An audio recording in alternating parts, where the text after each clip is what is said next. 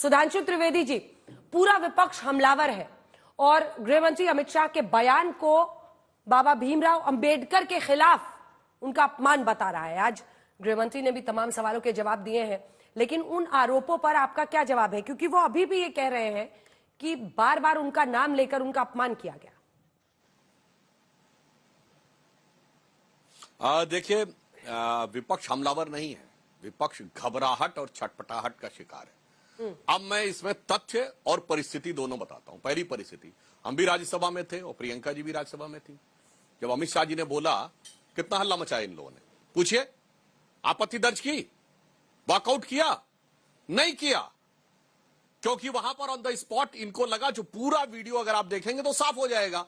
फिर बाहर निकलकर एडिटेड वीडियो निकालकर, शायद सोरस इंस्टीट्यूट ऑफ प्रोपेगेंडा से कोई सिग्नल पाकर, तब अगले दिन बवाल किया गया। मैं विनम्रता और चुनौती से कांग्रेस वालों से पूछता हूं, अगर आपको आपत्तिजनक लगा, ऑन द स्पॉट क्यों नहीं बोला? ये बाद में जाके कहां से, और वो भी एडिटेड वीडियो की बात कहां से आई? और दूसरी बात मैं कहना चाहता हूं, कांग्रेस डॉक्टर अंबेडकर के ऊपर बोलेगी। मैं सिर्फ ये याद दिलाना चाहता हूं, डॉक्टर अंबेडकर के बारे में नेहरू जी ने क्या बोला, मैं पार्लियामेंट में बोल चुका हूं, दोबारा कह रहा हूं। 16 जनवरी 1952 एडविना माउंटबेटन को लेटर लिखते हैं नेहरू जी, और ये completes works of Jawaharlal Nehru series 2 volume 17 page number 35 से 37 के बीच में है। लखनऊ से लिखा गया लेटर है, जिसमें वो चुनावों में कांग्रेस की जीत पर खुशी व्यक्त करते हैं। और वो कहते हैं, लाइन है उसमें, कोट कर रहा हूं, कि our success is much beyond was expected in Bombay city and Bombay province. पर उसमें खुशी किस बात की? Ambedkar has been dropped out. Ambedkar हार गए हैं, इस बात की खुशी है। और नेहरू जी तो खुद प्रचार करने गए थे, जब अंबेडकर जी के खिलाफ खुद प्रचार करने गए थे, उनका भजन करने गए थे, उनको जिताने के लिए गए थे। अब आइए, उसी में आगे क्या लिखते हैं कि socialist have joined with Ambedkar party, so in that matter they lost their repute. अगर अंबेडकर जी की पार्टी को सोशलिस्टों ने सपोर्ट किया तो उनकी प्रतिष्ठा खत्म हो गई। मगर आगे जो महत्वपूर्ण बात लिखते हैं नेहरू, वो कहते हैं, but Ambedkar has join hands with Hindu communalist. सुनिए, हिंदू कम्युनिस्ट, यानी जो हमको ये कहते हैं कि सांप्रदायिक हिंदूवादी, उनके साथ आ गए। ये है पंडित जवाहरलाल नेहरू के विचार अंबेडकर जी के बारे में।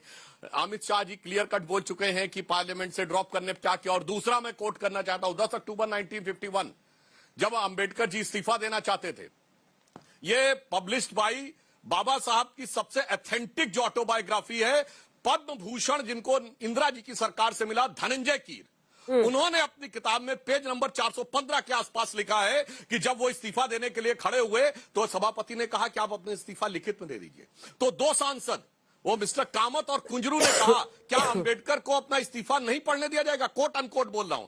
तो उन्होंने कहा, हमें यह चेक करना होगा कि इनके बयान में कोई सरकार के लिए समस्या या बदनामी वाली बात तो नहीं है। तो डॉक्टर अंबेडकर ने कहा, मैं ऐसी तानाशाही के आगे नहीं झुकूंगा, और वो बाहर निकल के गए। बाद में उन्होंने अपना लिखित वक्तव्य प्रेस में जारी किया। और सुनिए, ये सरकार के द्वारा भी पब्लिश्ड है। मेरे भाई, आंखें खोल के देखो, कितनी बातें करने की। इसीलिए कहते हैं, आज जो अंबेडकर जी के प्रति भक्ति नजर आ रही है, उसे पंचतंत्र में बगुला भगत और असली भगत का जो अंतर है, वो आज कांग्रेस में दिखाई पड़ रहा है। और जो मैंने फैक्ट बोले हैं, आए बाएं बोलने की बजाय कांग्रेस के नेता और प्रियंका जी तो वहां थी राज्यसभा में, जवाब देकर जाए कि उस समय क्यों नहीं रिएक्ट किया। ठीक है प्रियंका जी, अगर गलत लगा था तो। आप उस वक्त राज्यसभा में थी, उनका ये सवाल है कि अगर गलत था तो उस समय कोई क्यों नहीं वहां से निकला?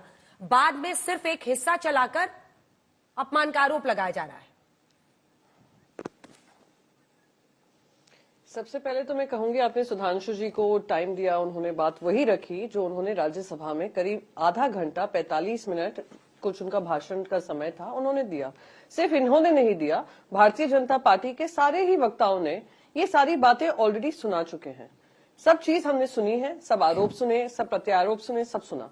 अब आकर फिर से आपके चैनल पे आकर ये बात कर रहे हैं, तो मैं मानती हूं, बस मुझे ये बात बता दें, क्या वो ये कह रहे हैं अमित शाह की हमने एक तो कोई तोड़ मरोड़ की बात नहीं की। उनका जो 1.5 घंटे का भाषण है, उसकी जो समरी है ना, वो उस 12 सेकंड के वीडियो में समझ में आ जाएगी कि भारतीय जनता पार्टी की किस तरीके की सोच है, किस तरीके की मंशा है। अंबेडकर विरोधी ही नहीं, संविधान विरोधी ही नहीं, ये अंबेडकर विरोधी हो गए हैं।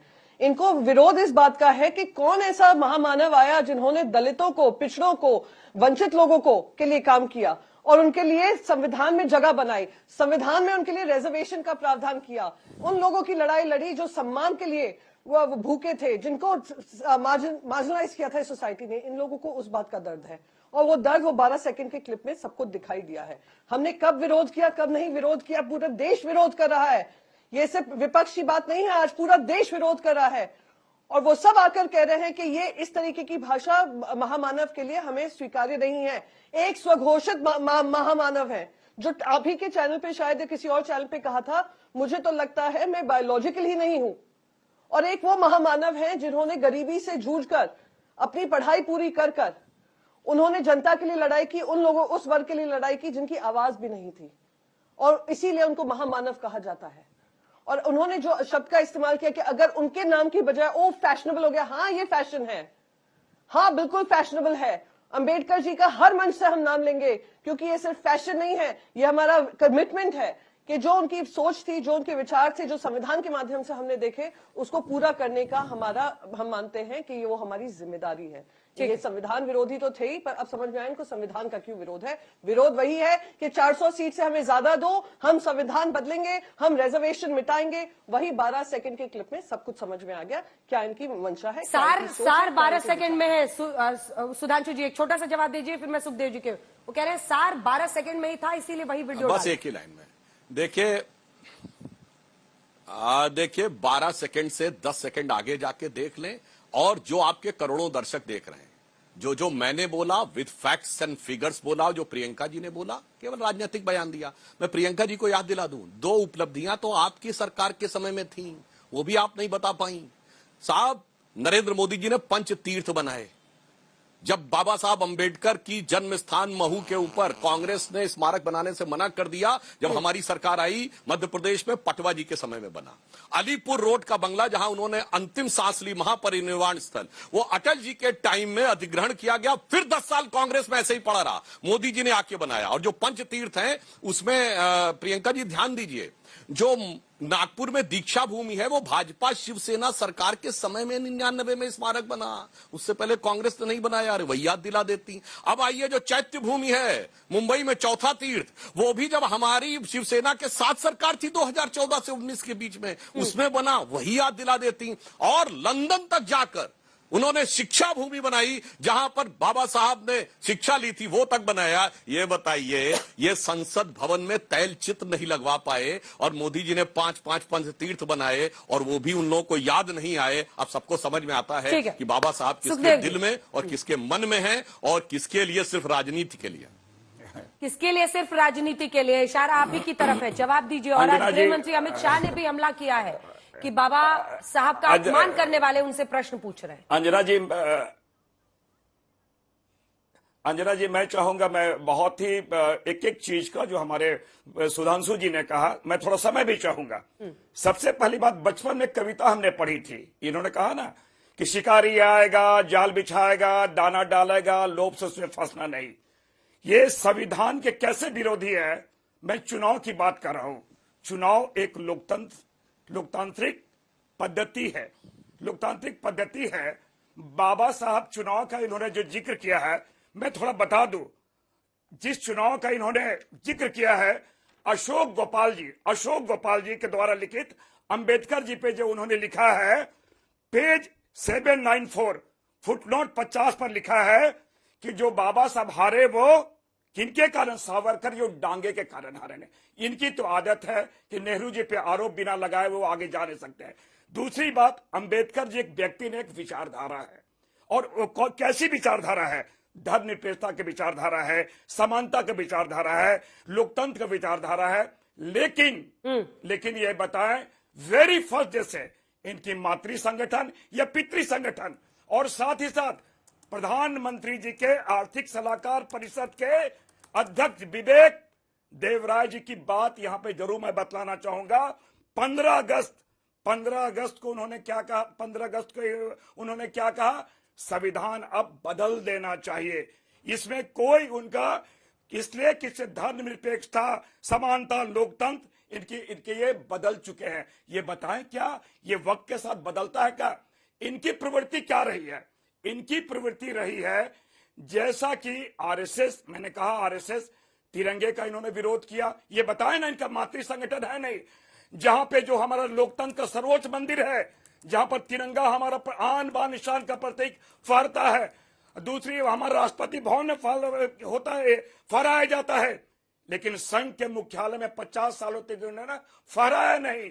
और इसलिए मैंने कहा कि दिल की बातें जुबान पे आएगी। ठीक है, लेकिन सुखदेव जी, संविधान से इनको नफरत है समानता से। सुखदेव ये उन मैं आ रहा हूँ, एक सेकंड आप पूरी कर लीजिएगा अपनी बात। एक सवाल है सिर्फ, जहां पर जाकर कांग्रेस पार्टी अटक जाती है, आज गृह मंत्री ने भी इसका जिक्र किया। सुखदेव जी, आप अपनी बात पूरी कीजिएगा। उन्होंने कहा इंदिरा गांधी जी ने खुद को भारत रत्न दे दिया, लेकिन इतने दशकों तक आजादी के बाद, संविधान बनने के बाद, बाबा साहब को भारत रत्न देने के लायक नहीं समझा कांग्रेस पार्टी ने। इस सवाल पर क्या जवाब है आपका?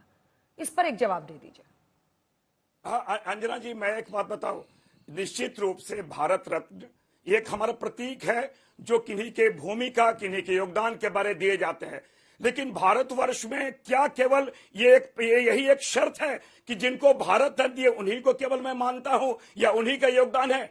भारतवर्ष में मैंने कहा कि भारतवर्ष में अगर जिनको बहुत सारे ऐसे लोग हैं, बहुत सारी ऐसी भूमिका है, अगर कहीं कमी हो गई है तो क्या उनकी भूमिका नहीं रही है?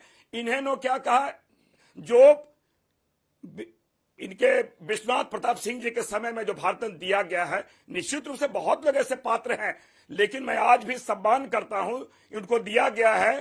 कांग्रेस ने उसमें, कांग्रेस में के टाइम में इनको नहीं दिया गया है या लेट हो गया, विलंब हुआ, तो क्या उनके योगदान को हमने नकारा? क्या हमने उनके विचारधारों को हमने आत्मसात किया? वो हमारे विचारों में परिलक्षित होता है, हमारे आचरण में परिलक्षित होता है। केसी त्यागी जी वो खुद ही कह रहे हैं कि हाँ, इसमें विलंब हुआ, वीपी सिंह जी की सरकार में आखिरकार उन्हें भारत रत्न मिला, लेकिन कुल मिलाकर ऐसा लगता है कि अब बाबा भीमराव अंबेडकर भी एक पॉलिटिक्स में खींचा जा रहा है उन्हें, दोनों ही तरफ से, क्योंकि बीजेपी ये चाहती है कि जाति के आधार पर लोग ना बटे, धर्म के आधार पर एकजुट रहे। दूसरी तरफ विपक्षी पार्टियां ये चाहती हैं, सबने अपने अपने समीकरण का ऐलान कर दिया है। कहीं पर तेजस्वी जी हैं, वो माई बाप समीकरण दे रहे हैं, कहीं पर पीडीए का समीकरण अखिलेश यादव जी दे रहे हैं। तो ऐसे में एक लगता है कि सबने बाबा का भी, अब बाबा भीमराव अंबेडकर का भी अपने अपने तरीके से सियासी इस्तेमाल शुरू कर दिया, इसीलिए उनके नाम को लेकर, उनकी बात को लेकर इतना हंगामा। आप इसे कैसे देखते हैं? मुझे प्रसन्नता है कि संविधान और डॉक्टर अंबेडकर समूचे राष्ट्रीय विमर्श का हिस्सा बन गए हैं और सभी पॉलिटिकल पार्टी के वो महापुरुष और अगुवा बन गए हैं। इसके लिए मैं उन तमाम महापुरुषों को धन्यवाद करना चाहता हूं, जिसमें वीपी सिंह जी भी शामिल हैं। जब मैं 9वीं लोकसभा में आया था, वीपी सिंह प्रधानमंत्री थे। डॉक्टर अंबेडकर की जो आदमकद तस्वीर थी भगत जी, वो संसद भवन के बाहर थी। उस पे चिड़ियां बीट करती थी, बरसात में पानी गिरता था और उसकी सफाई भी नहीं होती थी, छोड़ करके 6 तारीख को और 14 अप्रैल को हम लोग सह सम्मान डॉक्टर अंबेडकर की जो प्रतिमा थी उसको संसद के अंदर लाए। इसका श्रेय हमें है। डॉक्टर अंबेडकर को उनका जो योगदान था, वो आजादी के आंदोलन में 2-3 बड़े नेताओं को छोड़ दीजिए, और वो कोई आजादी के भी वो पक्षधर उस तरह से नहीं थे। उनका कहना है कि 25% जो जनता है उसकी आबादी का क्या होगा। खैर, गांधी जी उनको मुख्यधारा में लाते हैं और डॉक्टर अंबेडकर की जो प्रतिमा है वो तो लगती है। और पहली बार डॉक्टर अंबेडकर के साथ साथ नेल्सन मंडेला, जो रंग भेद के, जाति भेद के दोनों नायक हैं, उनको 1990 में वीपी सिंह जी के द्वारा नवाजा जाता है। अब जो जिसका जिक्र मेरे मित्र त्रिवेदी जी ने किया, मंडल कमीशन की अनुशंसाएं 1978 में हम लोगों ने, जनता पार्टी ने, जिसमें भारतीय जनता पार्टी के भी हमारे मित्र उस समय जनसंघ के शामिल थे, हम लोगों ने मंडल कमीशन बनाया। 82 में रिपोर्ट आ गई, धूल झाड़ दी गई, कुछ नहीं हुआ। वीपी सिंह जी आए, उन्होंने मंडल कमीशन की अनुशंसाएं 7 अगस्त 1990 में पूरी की। मैं उस सदन में था, पता नहीं आप थे कि नहीं थे, मैं चश्मदीद गवाह हूं कि 3 बार पानी पिया है आपके नेता स्वर्गीय राजीव गांधी जी ने। जाति के आधार पर आरक्षण नहीं होना चाहिए। जो संविधान की व्याख्या है, जो डॉक्टर अंबेडकर की व्याख्या है, जात के आधार पर नहीं होगा। जातियां बटी हुई हैं, जातियों को उनका श्रेय नहीं मिलता है। जो 25% आबादी है वो सारे राजकाज से अलग है। इसलिए उस पर बिल्कुल ठीक कहा त्रिवेदी जी ने, बहुत लंबा भाषण में 3 बार पानी पिया चुके, मैं सदन में था। अब मैं कहना चाहता हूं कि जो मंडल का विरोध है वो मंडल का विरोध नहीं है, एक मानसिकता है। आज मैं एक अखबारों की सुर्खियां देख रहा था, 92% आबादी, 92% जो पद हैं सीवर साफ करने के, पखाना उठाने के, वो SC/ST के हाथ में है। उसी का विरोध कर रहे थे अंबेडकर। अंबेडकर का पहला सत्याग्रह पानी को लेकर है। पशु जहां पानी पी रहे थे, डॉक्टर अंबेडकर को वहां पानी पीने की मनाही नहीं थी।